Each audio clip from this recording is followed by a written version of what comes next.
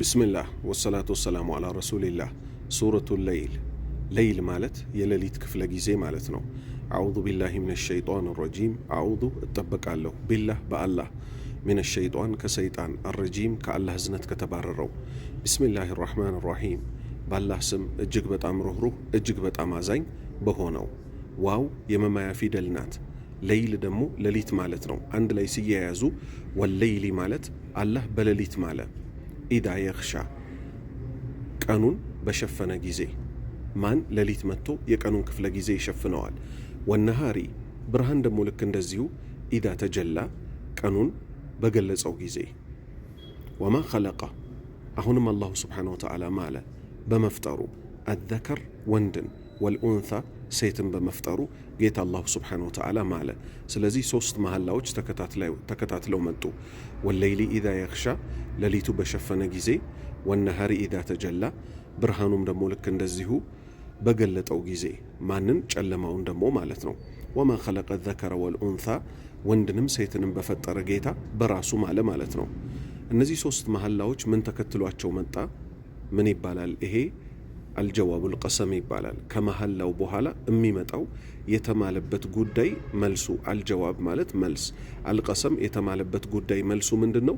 ኢነ ሰዕየኩም እናንተ የሰው ልጆች ሆይ እኮ አካሄዳችሁ ጉዟችሁ እኮ ለሸታ ሁለት መንገድ ነው፣ የተለያየ ነው። የሐቁን መንገድ የሚከተሉ አሉ፣ የጥፋቱን መንገድ የሚከተሉ አሉ። ሳዕይ ማለት ጉዞ ማለት ነው። ኢነ ሰዕየኩም የሰው ልጆች ሆይ ጉዟችሁ በጠቅላላ እኮ ለሸታ የተለያየ አካሄድ ነው። ፈአማ የመጀመሪያዎቹ ሊጠቀሱ ነው። ፈአማ መን አዕጣ ወተቃ ወሰደቀ ቢልሑስና ፈሰኑየሲሩሁ ሊልዩስራ። እዚህ ድረስ የመጀመሪያዎቹ ናቸው። ትርጉሙ ምን ማለት ነው?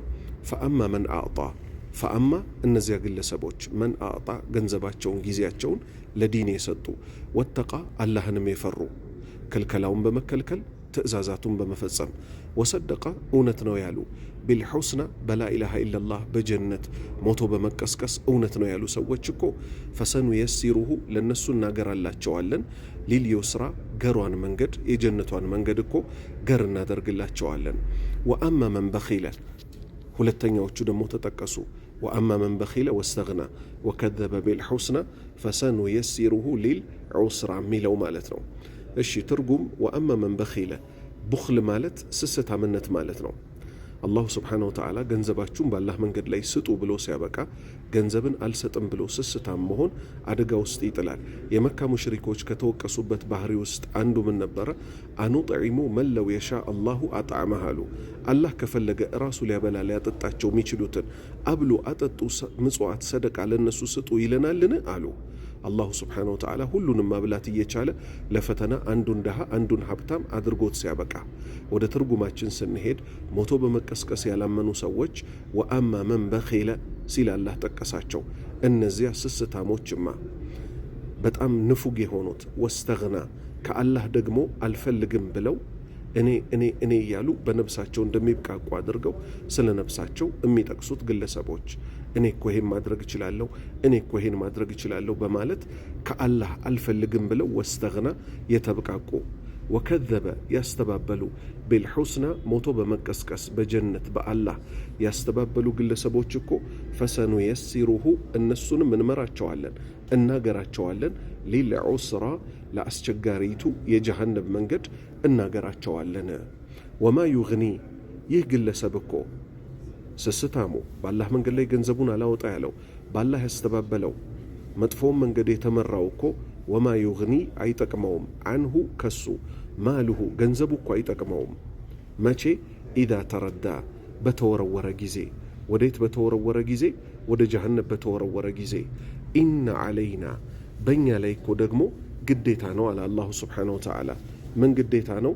ለልሁዳ ቅኑን መንገድ እኮ መምራት በእኛ ላይ እኮ ተገቢ ነው፣ እንመራለን። የሐቁን መንገድና የጥፋት መንገዱን ሁለቱንም አሳይተናል። ወኢነ ለና ለእኛም እኮ ነው ለልአኺረቱ የአኼራውም ሁኔታ፣ ወልኡላ ኡላ ደግሞ የተባለችው እዚህ ጋር ዱንያ ናት። ዱንያም አኼራም በእኛ እጅ ነው ያሉት፣ ሁለቱም የእኛ ናቸው አለ። ከዛ አላህ ምን አለ? ፈአንዘርቱኩም አስጠነቅቃችኋለሁ አለ። ናረን እሳትን ተተለዛ ምንድን ነው ተንቀልቃይ በጣም ነበልባል የሆነች እሳትን አስጠነቅቃችኋለሁ። ካመጻችሁኝ ጥፋት ክስረት ላይ ትወድቃላችሁ። ላ የስላሃ እሷን የጀሃነም እሳት ደግሞ እኮ አይገባትም ኢለል አሽቃ እድለቢስ የሆነው ግለሰብ ሲቀር። ስለዚህ እዚህ እሳት ውስጥ ላለመግባት አላህ ያዘዘውን በመፈጸም የከለከለውን በመከልከል ነፍሳችንን ልናድን ይገባናል። ማን ነው ያ ግለሰብ? ባህሪው ሲጠቀስ አለዚ እሱ እኮ ነው ከዘበ ያስተባበለ የማንን? የነቢዩ ሙሐመድ ሰለላሁ ዐለይሂ ወሰለምን ጥሪ ወተወላ እሳቸውን አልሰማ ብሎ ጀርባውን ሰጥቶ የሄደ ወሰዩጀነቡሃ እቺን የጀሃነም እሳት ደግሞ ይራቃታል። ተጀኑብ ማለት መራቅ ነው። ወሰዩጀነቡሃ ይራቃታል እኮ አልአትቃ አላህን አብዝቶ ፈሪ የሆነው ግለሰብ እኮ እቺን የጀሃነም እሳት ይራቃታል። የተፍሲር ሊቃውንት እንደተስማሙት አቡበክር ስዲቅ ነው ብለዋል። ባህሪው ምንድን ነው?